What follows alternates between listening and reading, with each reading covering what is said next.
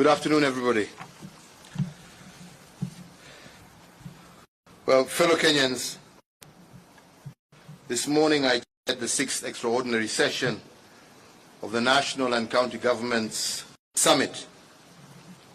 And our agenda today, you all know, was focusing that we made December of this year. So today we interrogated our performance during the last 38 days, done and what could we have done better. We then went through the process of reviewing where our strengths lie and where are our weaknesses, and how can we forge ahead in the coming months. Today being the 38th day since we eased the COVID measures of 27th of September, we must agree this year to 7% in July and to a low of 4% in September. Our COVID bed occupancy had also gone down by 60%. We had flattened the curve to below a 5% positivity rate that is recommended by the World Health Organization.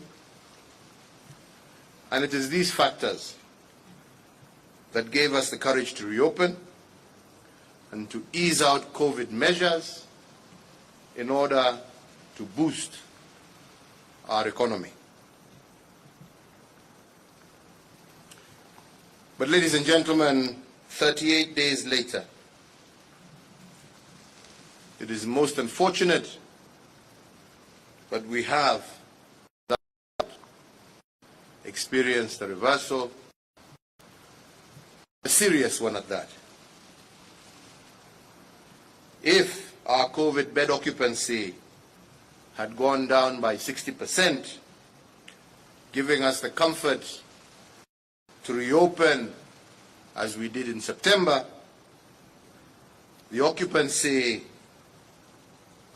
of our COVID beds has now gone up by 140%, and this just during the last 38 days. The COVID positivity rate that we were all very happy and excited about when it dropped to 4% in September has now shot up to an incredible 16% in the month of October. This is 4 times what it was in September. And what does this translate to? What it means is that in September, if one person was positive, in October, it means 4 people. That is almost 3 times the rate. And fellow Kenyans, this increase only 38 days. In October alone, we had over 15,000 new cases of corona infections and approximately 300 deaths. And these statistics have gone down as the most tragic month in our fight against COVID. We are now staring at a new wave of this pandemic. And the question we must all ask ourselves, although the second wave of this pandemic we accept is a global affair, the last 8 months have taught us a few lessons that are useful in combating this new surge. Firstly, our most successful fight against the virus was recorded after the measures we took on July 27, 2020. The very stringent measures saw a new fall in new cases from 4,720 during the first week of July this year to 866 new cases during the second week of September 2020. But when we de-escalated measures in accordance with the wishes of many Kenyans,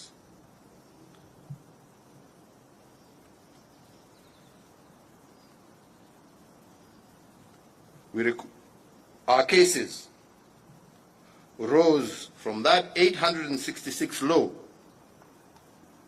to 6,402 cases by the last week of October 2020. These figures, fellow Kenyans, suggest a correlation between stringent measures and a drop in infections. They suggest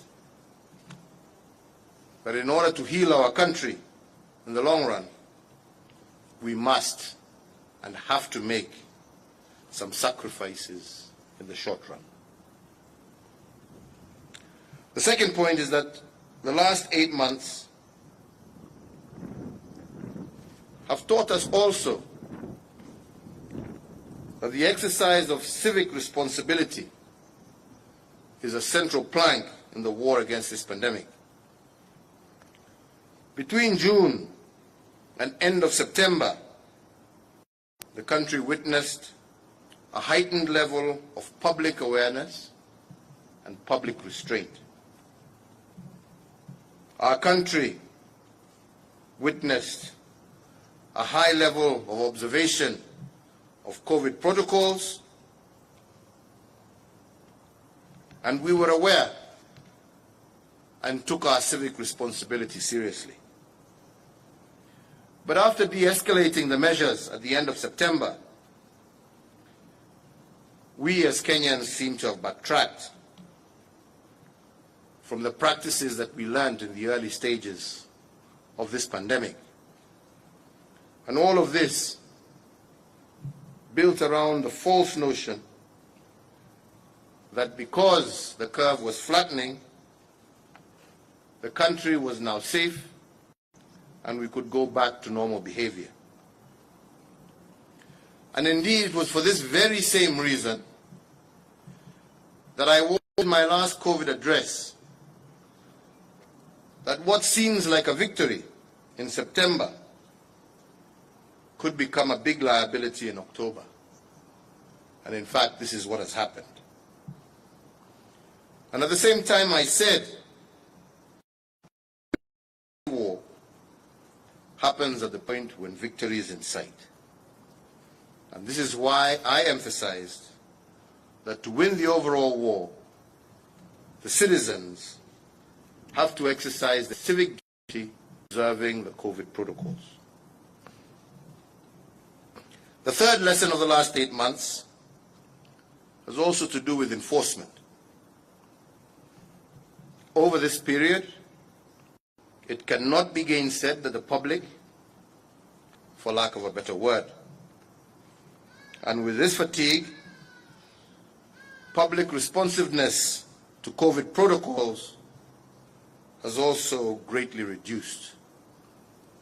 And this has resulted in the overstretching of enforcement agencies, basically reducing their efficacy and their ability to do their job. But I remind you once again, fellow Kenyans, as I mentioned during my 10th COVID address, that the government does not have the ability to police the morality of its citizens. We will double our enforcement efforts, but it is you, the public, that will play the most critical role. You must remember that it is not my government's desire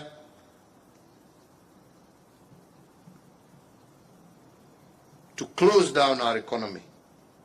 We want our country to remain open. But whether or not we will remain open shall ultimately depend on the public's responsiveness to COVID protocols. The fourth, and as I mentioned to the COVID summit today, this moment also provides a unique call to leadership. And although public and civic responsiveness are critical to fighting the rise of COVID numbers, leadership is what will reverse this escalation. And from where I sit, if the public has backslidden from its vigilant fight against the pandemic, this has been occasioned in part by the diminishing stamina on the part of our leaders, and for us, not leading by example. If the nation is succumbing to the fatigue created by the virus, and my call to action is for them to rise to the occasion and for them to help navigate through the uncertainties of this pandemic. And while at it, we must recognize that this is not a time for popular decisions. In order to appease the public, we must choose the bold over the popular if we are truly to serve our people. So therefore, fellow Kenyans,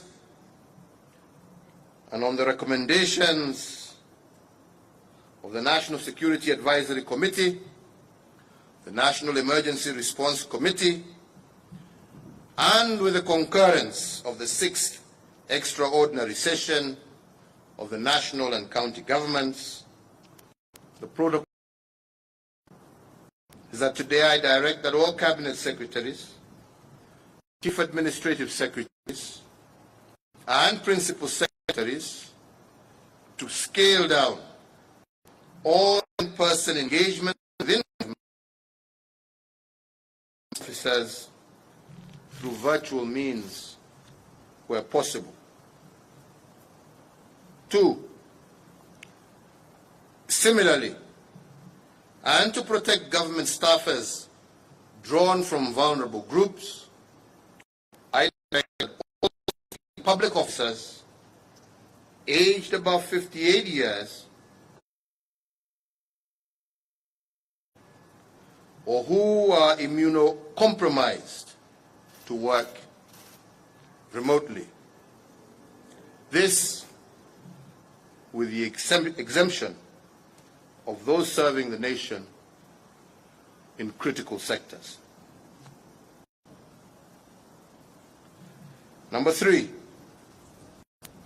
with respect to the examination classes that have already resumed learning, I hereby order that they continue with their learning and examination preparations, but under heightened health safety measures, and with that, also order that all basic education classes resuming in-person learning.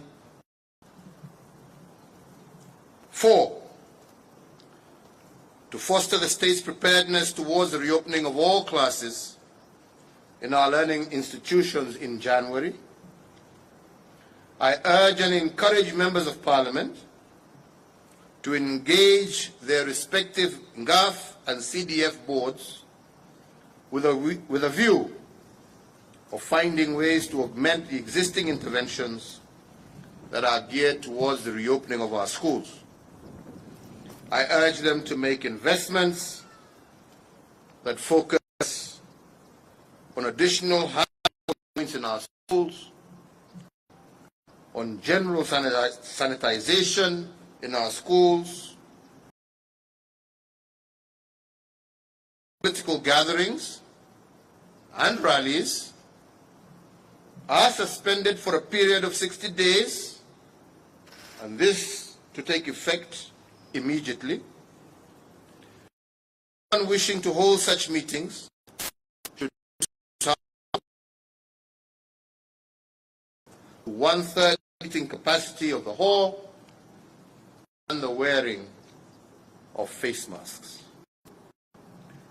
And that 6, to enforce compliance at both the national and county levels, I direct the Ministry of Interior to constitute a special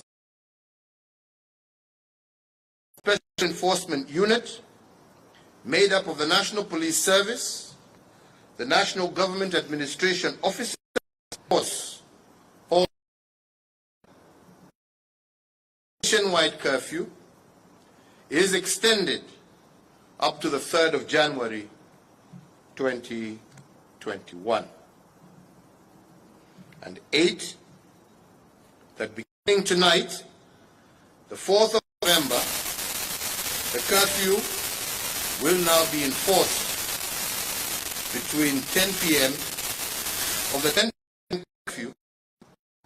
All bars, restaurants, and other establishments open to the public by 9 p.m. 10. In view of the restrictions within the hospitality sector, I further urge all operators of hotels, restaurants, eateries, bars, compliance with the Ministry of Health's guidelines and protocols, and those who fail will have their establishments immediately shut down. 11. Indoor religious gathering, other than for the purpose of a wedding or a funeral, shall have no more than 1/3 of its normal seating capacity occupied at a given sitting. The Ministry of Health guidelines remain in force. The Ministry of Interior and Coordination of National Government is hereby directed to ensure strict enforcement, and those who fail to meet those requirements will be stopped from further gatherings. And 12, county governments to maintain isolation facilities in a state of preparedness through continuous capacity building for healthcare workers, provision of adequate PPEs for healthcare workers, and continuous implementation of infection prevention control measures, and the provision of piped or portable oxygen. 13,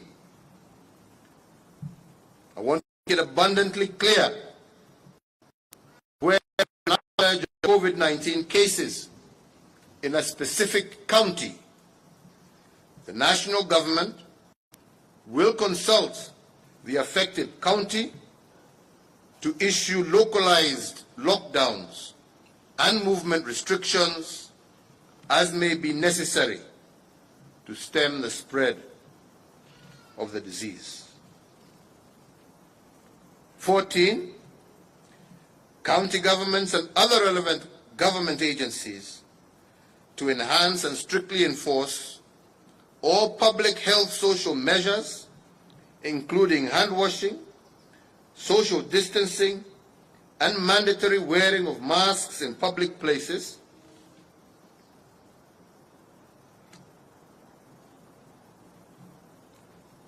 and to enhance civic responsibility, the national government and county governments I have today resolved that going forward, services will not be rendered to anyone who does not abide by the Ministry of Health protocols, and in that regard, I call on the private sector to join the government in the public sensitization campaign dubbed No Mask, No Service.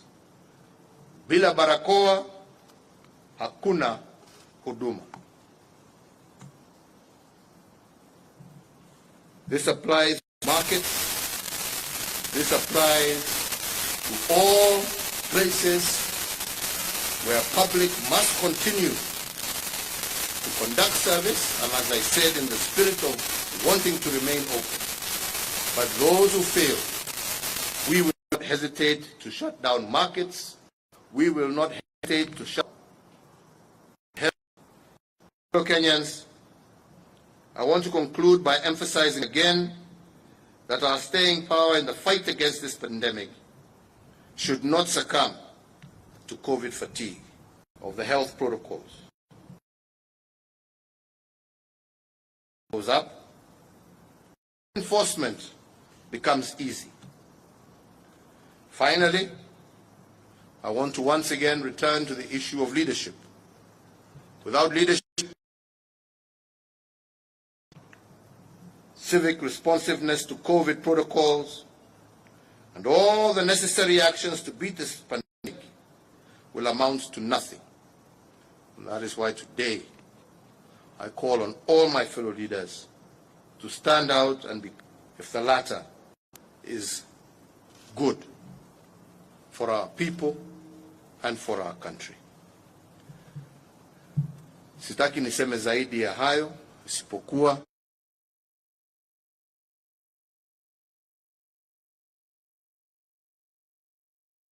tena kusema, wenzangu wa Kenya, huu ugonjwa tuko nao. Pamoja tulitembea hii barabara miezi ya mwanzo kule mwanzoni, mpaka tukafika wakati,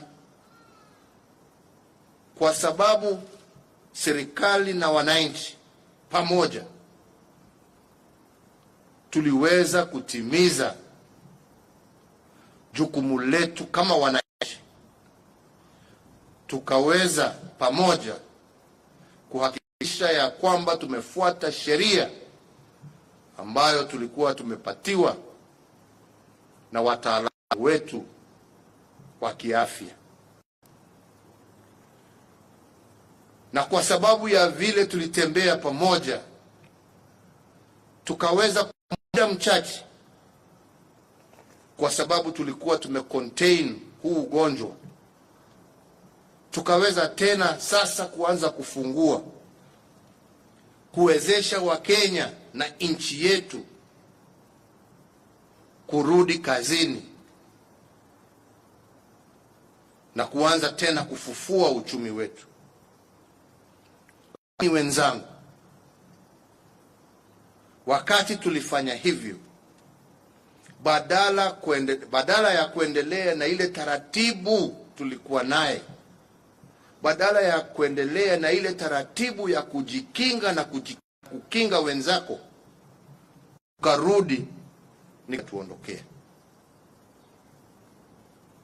Vile tuwaongea leo, ni wengi ambao wananiangalia kwa runinga ama wananisikiliza kwa redio, ambao wanajua moja ama mwingine ambaye ameaga kwa sababu ya hii ugonjwa.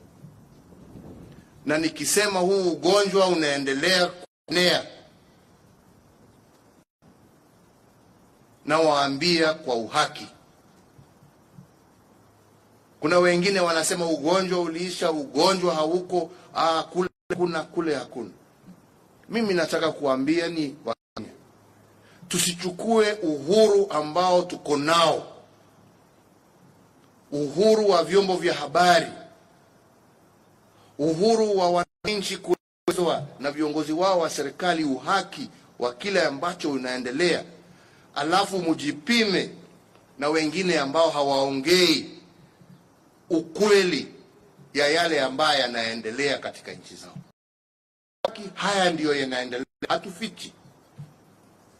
Na hatufichi kwa sababu jukumu la kwanza la serikali ni kuhakikisha tumelinda maisha ya wananchi wetu, na hatuwezi kufanya hivyo tukiwa hatutawaambieni ukweli. Kwa hivyo tusijilinganishe na mtu yeyote, tusiseme kule kuko hivi, hapa huko hivi. Hapana, angalieni ukweli. Na vile nimesema, najua kwamba hakuna mzee ambaye ameangamia kwa sababu ya huu ugonjwa, na ni jukumu letu kuhakikisha ya kwamba tumejilinda na tumelinda wale ambao tunapenda. Na mimi nawaomba kwa heshima kubwa sana Wakenya wenzangu, ya kwamba hatutaki kurudi nyuma, hatutaki kufunga nchi tena, hatutaki uchumi wetu sasa urudi nyuma, hatutaki watu yetu wawe hawana na uwezo wa kwenda kazi na kupata riziki yao ya siku. Na hiyo yote itategemea vile wewe binafsi utafanya na vile wewe mwenyewe utachukua jukumu hiyo yako kibinafsi, kusema ni jukumu langu kuhakikisha ya kwamba nimepambana na huu ugonjwa, na nimehakikisha sijapatia mwenzangu, sijapatia bibi yangu, sijapatia watoto wangu, sijapatia mamangu, sijapatia babangu. Na hiyo ni kulingana na vile we mwenyewe utajitunza, ndio uweze kutunza wenzako.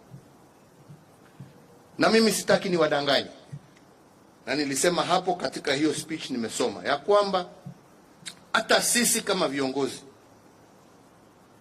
tumeanguka mtihani.